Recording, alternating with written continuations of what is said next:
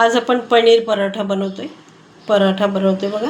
आता एक वाटी मी हे गव्हाचं कणिक घेतले, त्याच्यामध्ये मी थोडं मीठ घालते, एक चमचा तेल घालते आणि हे मळून घेते।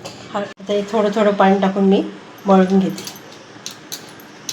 अशी कणिक मी मळून घेतली। आता त्यावर झाकण ठेवते, 10 मिनिटं बाजूला ठेवते।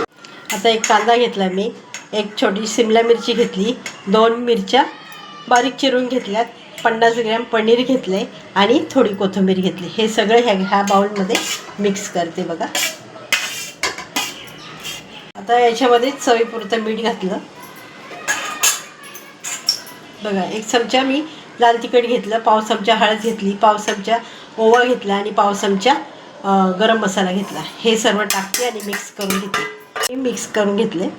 आता 10 मिनिटं झाली कणिक भिजवून, ते काढून घेते बघा। आता गोळा मी काढून घेतलाय बघा। खोलगट भाग असा करून घेते कणकेचा। तर त्यामध्ये हे सारण भरते बघा, मिक्स केलेलं। हे बघा असं गोल करून घेतलंय। आता सुकं पीठ घेतलंय बघा आणि असंच थापून घेते मी।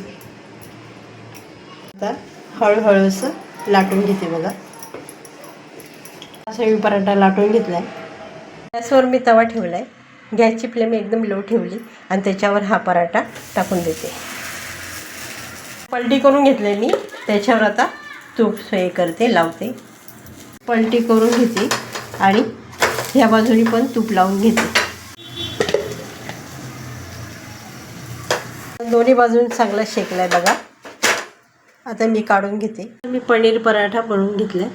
रेसिपी आवडली असेल तर लाईक करा, शेअर करा, सबस्क्राईब करा। धन्यवाद।